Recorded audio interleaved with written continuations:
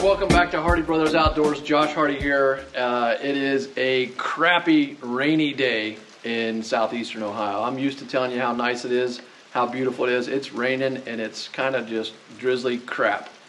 On top of that, show up on Saturday here to the cabin, and my wife had girls' weekend, or girls' night, Friday night, and the first thing she tells me is, I got the side-by-side stuck. So I'm feeling a little salty today, and I thought I'd take a little bit of time to vent on the 5 things that I don't like about my 2032R, that if they were addressed, would make this tractor perfect. And I'm just going to tell you straight up, if you've been watching our channel for any amount of time, or if you're new to the channel, welcome. You know that Jason and I have 3 John Deere tractors, a 1025R, the 2032R, and a 4052R, and we like John Deere, so we don't have any major complaints. The complaints that I have today, the little rant that I'm going to go on today,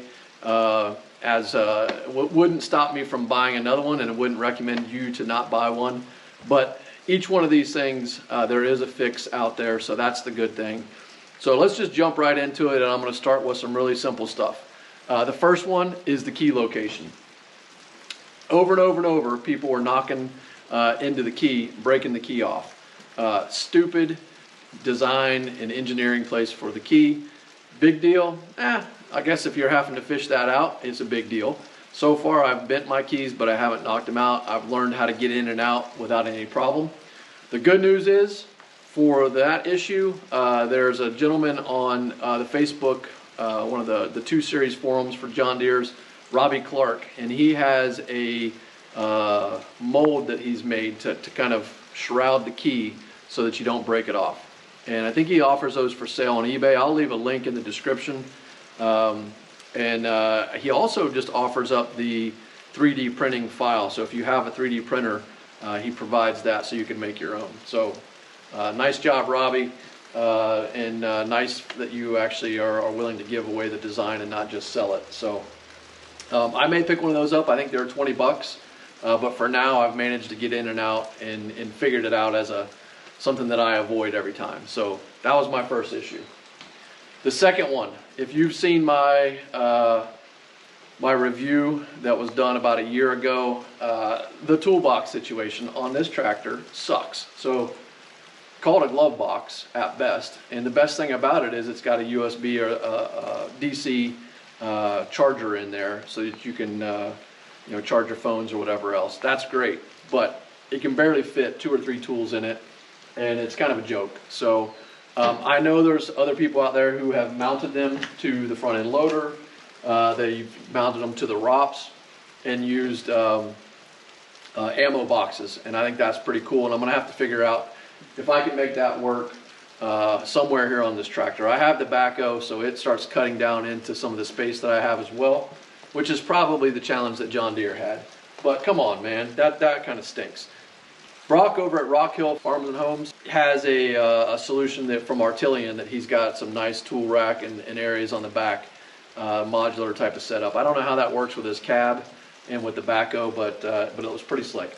The other thing is, I've seen a number of people who have used the tube in the front end loader to store tools in there. So I'm going to figure that out. I'm going to get some of the stoppers that you can put in there and set up. I just need to figure out how to set up a system so that my tools don't get stuck down in the middle.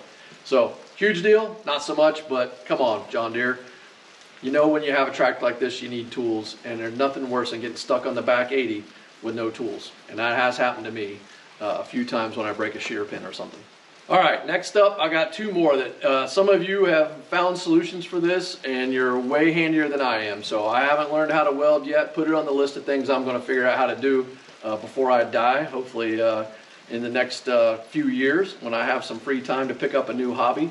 But there's a couple places on this tractor that are just vulnerable. I use mine not in the yard. I mow some with it, but most of my hours are spent somewhere in a field or in the woods. And I'd like to see a brush guard as an option that I could buy. I know I can have somebody weld one in there, and I could probably figure out how to do it myself, but why not just give me the option when I'm buying the tractor to put that on there? Make it match. I've got holes in my indents in here, and it would just be a lot easier. We're doing a lot of work to remove autumn olive. If you haven't seen our videos, check those out. But we're laying down the autumn olive and bumping it, hoping to get a stump bucket soon to see if that is an easier way to move autumn olive out. So stay tuned on that. But a brush guard here. Now, and this is number 4, would be skid plates or shrouds that can help me cover hydraulic lines. Within the first 2 hours, Jason had his 4052R. He ended up knocking into a steering line, one of the hydraulic lines, and busting that. Myself, I backed over a autumn olive that I had broken off, and through the bottom came a part of the stump, the stick, about that big around, up through the fan and through my radiator. So I fixed that myself, but it was about $500. So there's got to be a solution under there. I know that it can't cover the whole thing, especially when you have the mid-mount mower, but I have a similar issue with my my 570 Polaris, where I've got stuff coming up through the floorboards and what have you. So come on, something out here that would help us use these tractors out of the yard. These are not just lawn mowers. In fact, I need something to protect the other components.